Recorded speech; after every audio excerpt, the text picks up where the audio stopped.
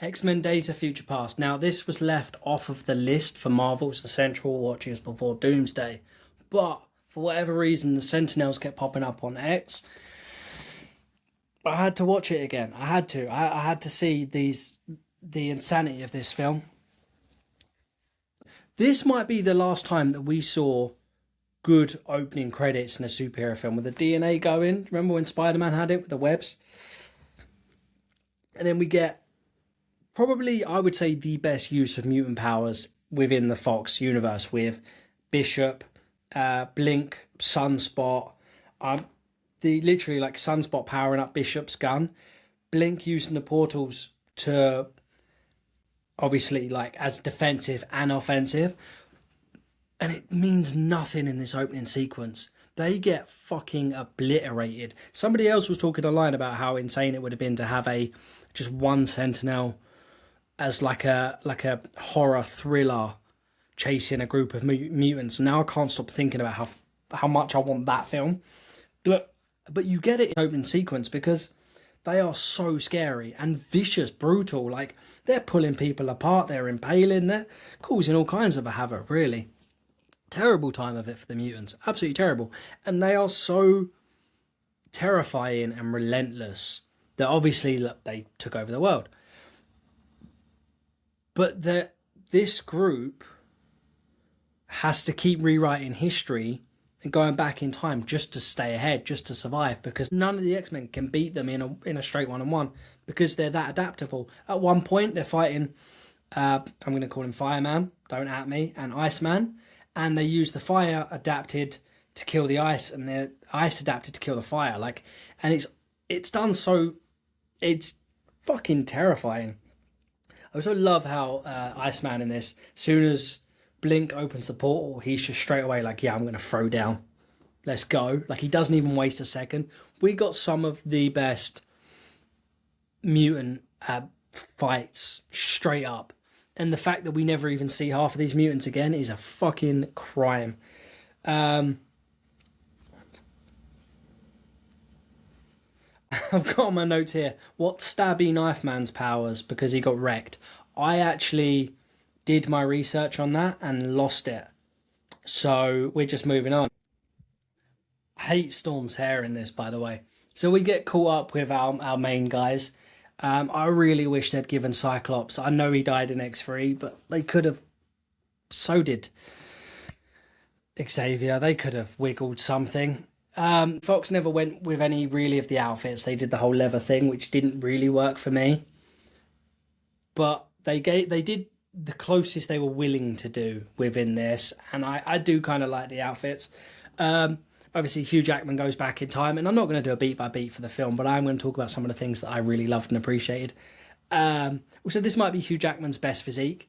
So now in the Deadpool vs Wolverine, he's still ripped, but he's got a lot less mass, which I'm assuming makes it easier to stay that shredded. But in this, he's like that blend of bulk, and I'm going to stop talking about his physique. He looks good. And then, so they send Wolverine back, and straight away he's thrown into it. He's sleeping with the boss's daughter. He has to mess people up. So Mystique's been doing her own thing since Magneto is locked up, and she goes to find Lucas Till. They're all fighting in Vietnam, and it says so much about the American government here that within this world that they're willing to use the mutants as soldiers, but they're still second class. I always found that insane. But also the fact that they didn't give Lucas Till his Havoc enough. He was so good in this role and in First Class. I wish they'd have given him a little bit more to do. But I also really liked young Stryker, the perfectly cast. Obviously, so he was originally a young Juggernaut, and they cut that. But the director, he was hit by a piano, which is awful. 7 pianos. Terrible. Reused him, brought him back as Stryker instead. And he has just perfect bad guy face. And I appreciate a good bad guy face. We're moving on. But I do think it should have been Morph's powers, not Mystique's.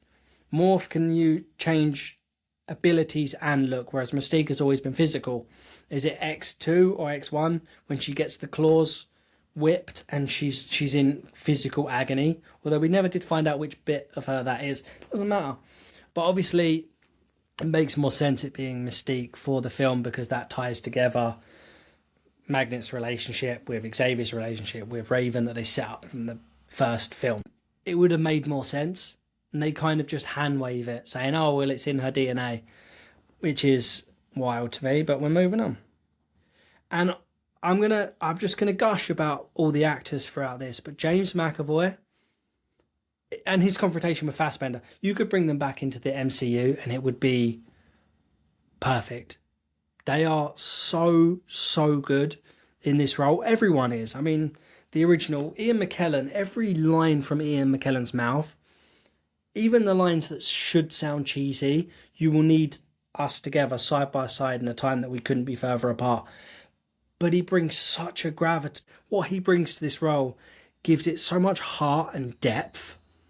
And he's perfect. But then how rare is it that you would have a younger cast that can match that energy? And I think it's James McAvoy. He genuinely brings to contrast the older Xavier who's battle weary, who's lived through all this. He's more at peace with the younger, brash and angry version. But he's broken and he does it so well. And I just loved the way all them performances play out. The same as well for Evan Peters of just being, I mean, even when he's talking about Quicksilver, he's like, well, I checked your IDs on the way in. Like, he's so bored. The fact that being that fast, everyone else must be standing still. And he plays it so well. I'm going to gush about a few performances. That's what makes this film for me, because it's not massively action heavy.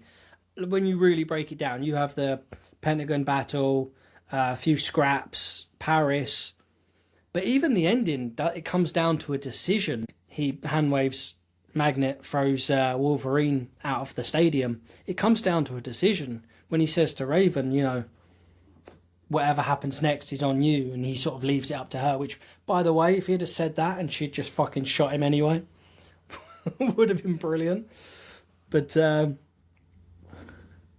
this film might genuinely go down as one of the best superhero films of all time. And it's a shame, again, like I said, I couldn't find anything on the director, because if he hadn't have been hit by those pianos, you would have thought, give him a bunch of films in the MCU, and I can't find anything to say why he's not. Absolute mystery.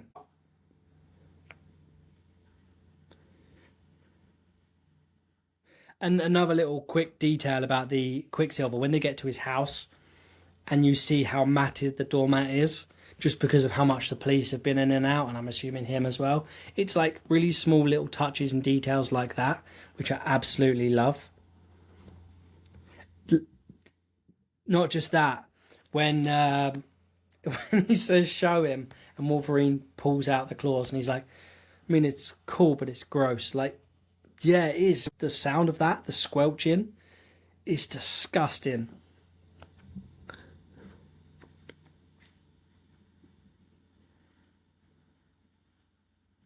Evan Peters has so many of these little moments. The same as when he's talking to Magnet, when the guards duct tape just after he holds his head because of the whiplash, and he says, oh, I killed the president. Just the way he turns around and looks at the guard who's obviously duct taped up, and he's like, hit. It's little, really small things like this that really bring this film together.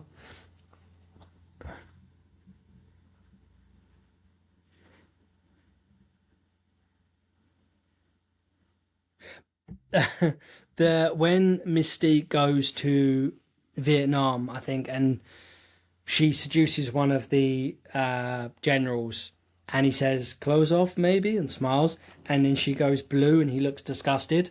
You're lying. You're straight up lying. I'm sorry. There's no way. I refuse to believe in any world that a man's seeing that and is having that look like he just found a worm in his food. I remember seeing this scene and going, nah, you just wouldn't. You just wouldn't. I really like the design of the old Sentinels as well, compared, especially, so the ones in the future are straight nightmare fuel, horrific. But there's even a moment when Wolverine's fighting one of the first designs, and he immediately goes to claw it in the side, but obviously he's got the bone, and it kind of tells you how much he's done this.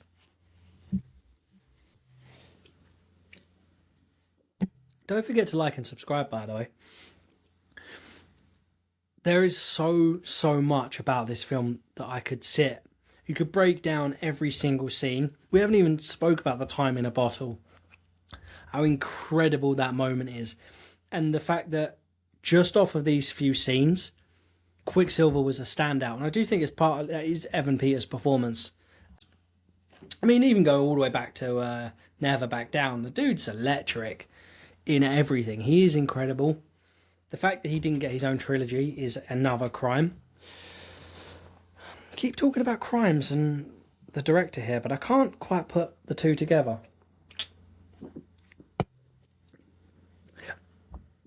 Overall, I'm going straight 5 out of 5 for this film. I think this might, I've said it, this will go down as one of the best superhero films of all time.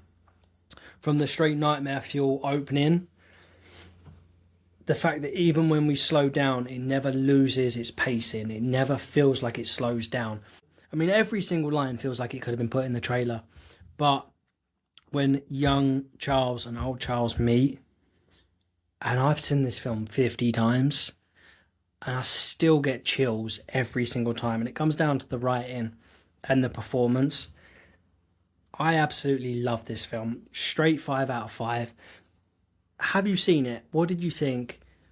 And if they turned around tomorrow and said, actually, we're going to bring back Fassbender and McAvoy as Charles and Magnet in the MCU, would you be happy with that? Or would you want them to go in a new direction? Because I think you could and wave it off and never even talk about it. Does that make sense? If they do new Wolverine, I'm still going for Zac Efron, man. I think the dude's got it. He's got the hairy chest. He's got the muscles. He kind of looks like me. And he's got the acting chops. I genuinely think he could. Anyway, I'm rambling. I've let this go on for far too long. Have you seen this film? What do you think? Please let me know. Let's discuss it down in the comments. Like, subscribe. Also,